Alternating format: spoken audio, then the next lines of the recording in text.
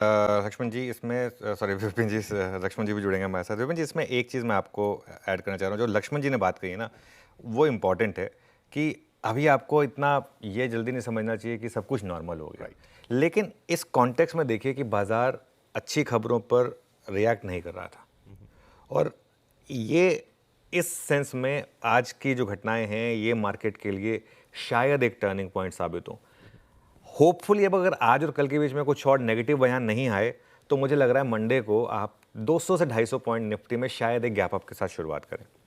अब उसके बाद क्या होगा? देखिए मार्केट चल नहीं रहा था, लेकिन मार्केट कोलैप्स भी नहीं कर रहा है। लेकिन अभी ये कहना बहुत जल्दबाजी होगा कि सब ठीक हो गया है, लेकिन एटलीस्ट रिश्तों में सुधार की एक पहल हुई और तुरंत उसका रेसिप्रोकेशन हुआ, वो आई थिंक एक इंपॉर्टेंट है।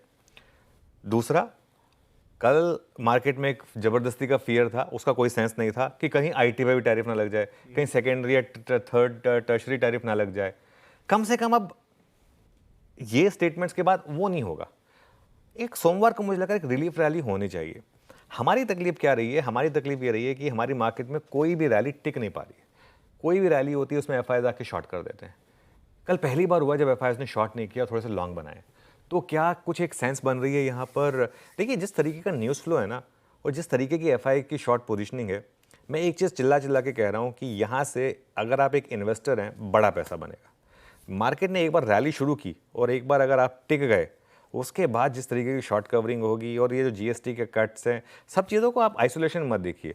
हम एक साल पहले निफ्टी पर आज ही के दिन 26,200 पर थे, आज हम 24,500 पर हैं।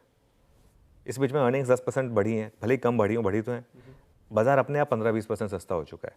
तो एक होपफुली एक टर्निंग पॉइंट होगा, लेकिन बस अब ये कह देना कि मंडे से नई रैली शुरू होगी और वो सीधा ऑल टाइम हाई पे ले जाएगी, वो भी थोड़ी जल्दबाजी होगी।